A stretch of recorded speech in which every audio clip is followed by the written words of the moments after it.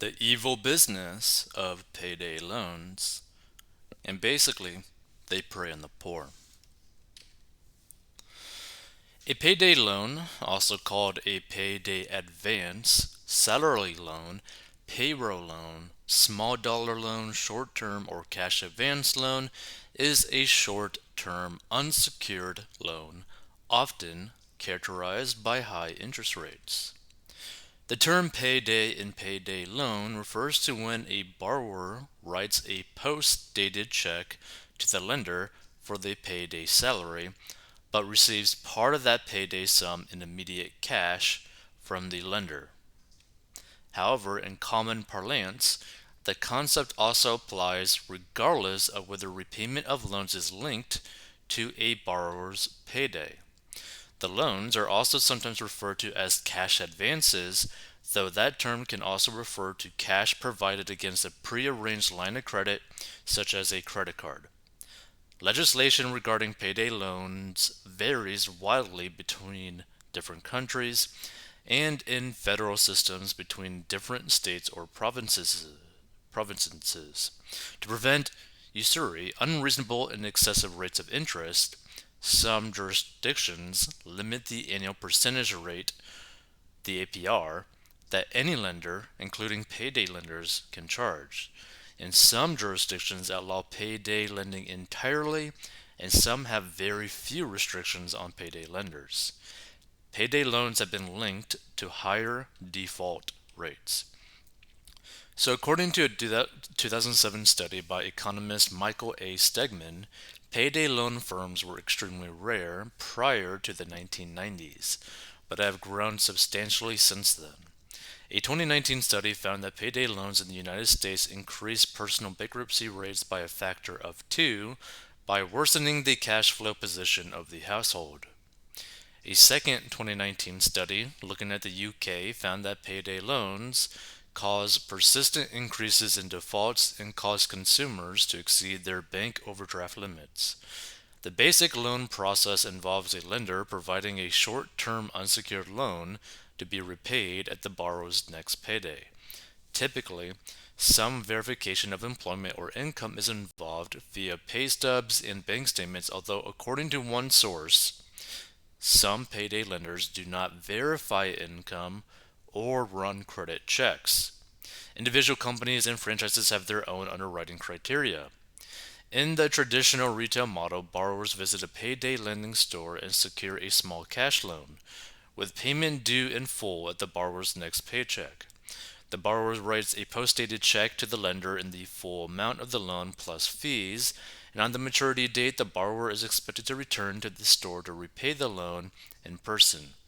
If the borrower does not repay the loan in person, the lender may redeem the check, and if the account is short on funds to cover the check, the borrower may now face a bounced check fee from their bank in addition to the cost of the loan, and the loan may incur additional fees or an increased interest rate or both as a result of the failure to pay. In the most recent innovation of online payday loans, consumers complete the loan application online or in some instances via fax, especially where documentation is required. The funds are then transferred by direct deposit to the borrower's account, and the loan repayment and/or finance charge is electronically withdrawn on the borrower's next payday. According to a study by the Pew Charitable Trust, most payday loan borrowers in the United States are white, female, and are 25 to 44 years old. However, after controlling for other characteristics, there are 5 groups that have higher odds of having used a payday loan: those without a 4-year college degree, home renters, African Americans, those earning below 40,000 annually, and those who are separated or divorced. Most borrowers use payday loans to cover ordinary living expenses over the course of months, not unexpected emergencies over the course of weeks. The average borrower is indebted about 5 months of the year.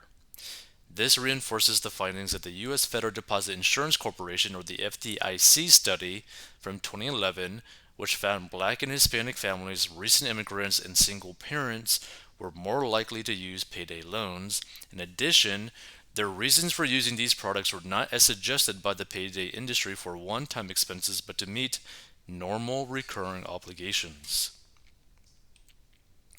Research for the Illinois Department of Financial and Professional Regulation found that a majority of Illinois' payday loan borrowers earn $30,000 or less per year. Texas Office of the Consumer Credit Commissioner collected data on 2012 payday loan usage and found that refinances accounted for $2.01 billion in loan value, compared with $1.08 billion in initial loan value. The report did not include information about annual indebtedness. A letter to the editor from an industry expert argued that other studies have found that consumers fare better when payday loans are available to them.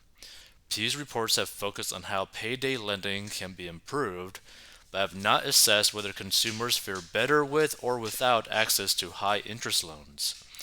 Pew's demographic analysis was based on a random digit dialing or RDD survey of 33,576 people, including 1,855 payday loan borrowers. In another study by Gregory Edleyhausen, Division of Research of the Federal Reserve System and Financial Services Research Program at the George Washington University School of Business, 41% earned between $25,000 and $50,000, and 39% report incomes of $40,000 or more. 18% have an income below $25,000. The likelihood that a family will use a payday loan increases if they are unbanked or underbanked or lack access to a traditional deposit bank account. In an American context, the families who will use a payday loan are disproportionately either of Black or Hispanic descent, recent immigrants, and or undereducated. These individuals are least able to secure normal lower interest rate forms of credit, since payday lending operations charge higher interest rates than traditional banks. They have the effect of depleting the assets of low-income communities. The Insight Center, a consumer advocacy group, reported in 2013 that payday lending costs U.S. communities $774 million a year. A report from the Federal Reserve Bank of New York concluded that we test whether payday lending fits our definition of predatory. We find that in states with higher payday loan limits, less educated households and households with uncertain income are less likely to be denied credit, but are not more likely to miss a debt payment. Absent higher delinquency, the extra credit from payday lenders does not fit our definition of predatory. The caveat to this is that with a term of under 30 days, there are no payments, and the lender is more than willing to roll the loan over at the end of the period upon payment of another fee. The report goes on to note that payday loans are extremely expensive, and borrowers who take a payday loan are at a disadvantage in comparison to the lender. A reversal of the normal consumer lending information asymmetry where the lender must underwrite the loan to assess credit worthiness. A recent law journal note summarized the justification for regulating payday lending. This summary notes that while it is difficult to quantify the impact on specific consumers, there are external parties who are clearly affected by the decision of a borrower to get a payday loan. Most directly impacted are the holders of other low-interest debt from the same borrower, which now is less likely to be paid off since the limited income is first used to pay the fee associated with the payday loan. The external cost of this product can be expanded to include the businesses that are not patronized by cash-strapped payday customer to the children and family who are left with fewer resources than before the loan. The external cost alone, forced on people given no choice in the matter, may be enough justification for a stronger regulation, even assuming that the borrower him or herself understood the full implications of the decision to seek a payday loan. Payday lenders have also been criticized for perpetuating a cycle of debt in their users as they leave people with less money overall. While most payday loans advertise themselves as the solution to life's little surprises, this is rarely the case. 69% of payday loans are taken out to cover everyday recurring expenses such as electricity bills, gas, or groceries. This perpetuates the cycle of debt as payday lenders are more likely to resort to payday loans again once they are charged with the same recurring expense in the next few months. In May 2008, the Debt Charity Credit Action made a complaint to the United Kingdom Office of Fair Trading, or OFT, that payday lenders were placing advertising which violated advertising regulations on the social network website Facebook.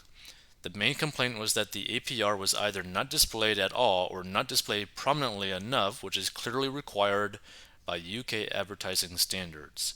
In 2016, Google announced that it would ban all ads for payday loans from its systems defined as loans requiring repayment within 60 days, or in the US having an APR of 36% or more. In U.S. law, a payday lender can use only the same industry standard collection practices used to collect other debts, specifically standards listed under the Fair Debt Collection Practices Act, or FDCPA. The FDCPA prohibits debt collectors from using abusive, unfair, and deceptive practices to collect from debtors. Such practices include calling before 8 o'clock in the morning or after 9 o'clock at night, or calling debtors at work. In many cases, borrowers write a post-dated check with a future date to the lender, and if the borrowers do not have enough money in their account by the check's date, their check will bounce. In Texas, payday lenders are prohibited from suing a borrower for theft if the check is post-dated. One payday lender in the state instead gets their customers to write checks dated for the date the loan is given. Customers borrow money because they do not have any, so the lender accepts the check knowing that it would bounce on the check's date. If the borrower fails to pay on the due date, the lender sues the borrower for writing a hot check. Payday lenders will attempt to collect on the consumer's obligation first by simply requesting payment. If internal collection fails, some payday lenders may outsource the debt collection or sell the debt to a third party. A small percentage of payday lenders have in the past threatened delinquent borrowers with criminal prosecution for check fraud. This practice is illegal in many jurisdictions and have been denounced by the Community Financial Services Association of America, the industry's trade association. The payday lending industry argues that conventional interest rates for lower dollar amounts in shorter terms would not be profitable. For example, a $100 one-week loan at a 20% APR compounded weekly would generate only 38 cents of interest, which would fail to match loan processing costs. Research shows that on average, payday loan prices moved upward and that such moves were consistent with implicit collusion facilitated by price focal points. Consumer advocates and other experts argue, however, that payday loans appear to exist in a classic market failure. In a perfect market of competing sellers and buyers seeking to trade in a rational manner, pricing fluctuates based on the capacity of the market. Payday lenders have no incentive to price their loans competitively since loans are not capable of being patented. Thus, if a lender chooses to innovate and reduce costs to borrowers in order to secure a larger share of the market, the competing lenders will instantly do the same, negating the effect. For this reason, among others, all lenders in payday marketplace charge at or very near the maximum fees and rates allowed by local law. In the United States, the rates of these loans used to be restricted in most states by the Uniform Small Loan Laws (USLL), with 36 to 40% APR generally the norm. Payday loans are, as of 2014, legal in 27 states, and 9 others allow some form of short-term storefront lending with restrictions. The remaining 14 and the District of Columbia forbid the practice, and the annual percentage rate APR is also limited in some jurisdictions to prevent usury. And in some states, there are laws limiting the number of loans a borrower can take at a single time. As for federal regulation, the Dodd-Frank Wall Street Reform and Consumer Protection Act gave the Consumer Financial Protection Bureau, CFPB, specific authority to regulate all payday lenders. Regardless of size, also the Military Lending Act imposes a 36% rate cap on tax refund loans, and certain payday and auto title loans made to active duty armed forces members and their covered dependents, and prohibits certain terms in such loans. The CFPB has issued several enforcement actions against payday lenders for reasons such as violating the prohibition on lending to military members and aggressive collection tactics. The CFPB also operates a website to answer questions about payday lending. In addition, some states have aggressively pursued lenders they felt violate their state laws. Payday lenders have made effective use of the sovereign status of Native American reservations, often forming partnerships with members of a tribe to offer loans over the internet which evade state law. However, the Federal Trade Commission has begun to aggressively monitor these lenders as well. While some tribal lenders are operated by Native Americans, there is also evidence many are simply a creation of so-called rent-a-tribe schemes where a non-native company sets up operations on tribal land. Payday lenders do not compare their interest rates to those of mainstream lenders. Instead, they compare their fees to the overdraft, late payment, penalty fees, and other fees that will be incurred if the customer is unable to secure any credit whatsoever. The lenders may list a different set of alternatives with costs expressed as APRs for 2-week terms, even though these alternatives do not compound their interest or have longer terms.